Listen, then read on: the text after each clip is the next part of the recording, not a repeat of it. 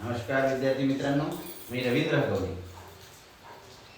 आपण यापूर्वीच्या व्हिडिओजमध्ये प्रकरण 1 दोन चलातील रेषीय समीकरणे हे पाहत आहोत। त्याच्या विविध पद्धती पाहत आहोत, वैजिक पद्धती, त्यानंतर दुसरी पद्धती आलेख पद्धती, आणि आज आपण तिसऱ्या पद्धतीकडे जाणार, ती म्हणजे क्रॅमर्स रूलने एक सामायिक समीकरण सोडवणे। पण क्रॅमर्स रूलने एक सामायिक सोडवणे हे समीकरण सोडवणे पूर्वी आपल्याला निश्चयक ही बाब फार महत्त्वाची आहे। निश्चयक म्हणजे काय, तर संख्यांची अशा पद्धतीची मांडणी, याला आपण निश्चयक म्हणतो। आणि हे निश्चयक सोडवावं कसं, तर त्याचं एक उदाहरण इथे दिलेलं आहे। 5, 7, 3, 9 हे निश्चयक कसं सोडवावं, हे निश्चयकाची किंमत कशी काढायची, या निश्चयकाची किंमत काढा, असं आपण आता हे उदाहरण आपल्या डोळ्यासमोर आहे।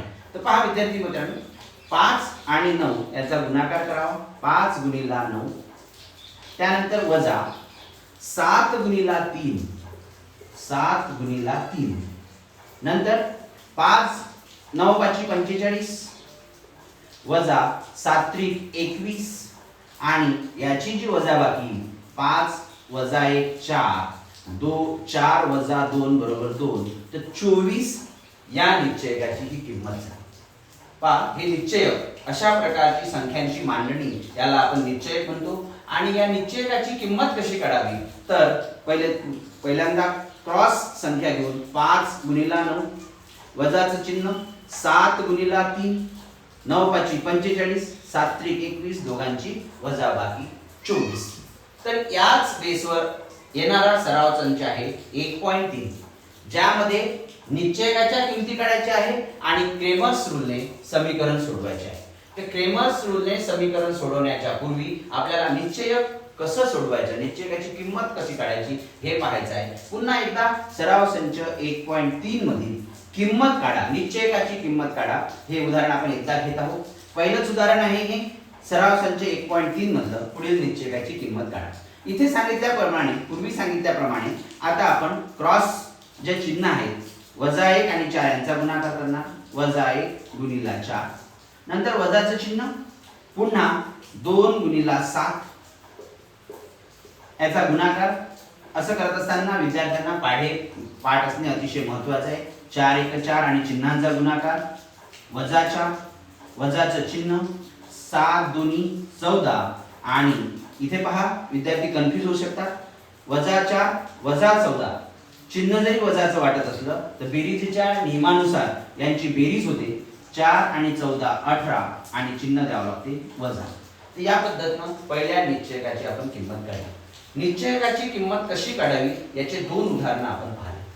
आता आपण यावर आधारित जो आहे दोन चलातील रेषीय समीकरणे सोडवण्याची तिसरी पद्धती म्हणजे क्रॅमर्स रूल। क्रॅमर्स रूलने पुढील एक सामायिक समीकरण सोडवा, अशी हेडलाईन आहे। आणि हे समीकरण आहे 3x वजा 4y बरोबर 10, 4x अधिक 3y बरोबर 5। नेहमीप्रमाणे आपण पहिल्या समीकरणाला एक नाव दिलं, पहिलं समीकरण नंबर 1, दुसऱ्या समीकरणाला आपण डिनोट केलं 4x अधिक 3y बरोबर 5 ला समीकरण नंबर 2, आणि हे समीकरण एकाखाली एक लिहिल्यानंतरच आपण तीन निश्चयक आपल्याला तयार करायचे आहेत। एक d, दुसरा dx आणि तिसरा dy। हे तीन निश्चयक तयार करत असताना विशेष काळजी घ्यावी। कोणतेही सहगुणक जर अदलाबदल झालं तर आपल्याला निश्चयक चुकू शकतो आणि पूर्ण समीकरण जे आपण सोडवणार ते चुकण्याची दाट शक्यता आहे। त्यामुळे विद्यार्थ्यांनी d तयार करताना कॉन्सन्ट्रेशन तयार ठेवावं, dx करताना आपलं कॉन्सन्ट्रेशन ठेवावं, आणि dy सुद्धा निश्चयक तयार करताना थोडं कॉन्सन्ट्रेशनवर भर द्यावं। आता पहा d कसा तयार करावा। d हे निश्चयक तयार करताना आपण x आणि y चे जे सहगुणक आहेत ते या पद्धतीने लिहिणार। समीकरण 1 आणि 2 एकाखाली लिहिलेले आहे। x चे दोन सहगुणक 3 4, y चे दोन सहगुणक वजा 4 3, या पद्धतीने d तयार झाला। आता dx तयार करताना काय करायचं, dx चे जे सहगुणक आहे आपण असे लक्षात घ्यायचे नाही, विचारात घ्यायचे नाही, आणि स्थिर पद्धती आहे ते सर्वात पहिले विचारात घ्यायचं 10 5, 10 5, आणि y चे जे सहगुणक आहेत दिसतात आपल्या नजरेसमोर 4 3, हा झाला dx निश्चयक। लक्षात घ्या dx तयार करताना x चे सहगुणक विचारात न घेता पहिल्यांदा स्थिर पद आणि नंतर y चे सहगुणक। हे झालं dx. त्यानंतर आपल्याला करायचं आहे dy. तिसरं निश्चय काय आपलं dy. ते कसं तयार करायचं, तर y चे सहगुणक विचारात घ्यायचे नाही.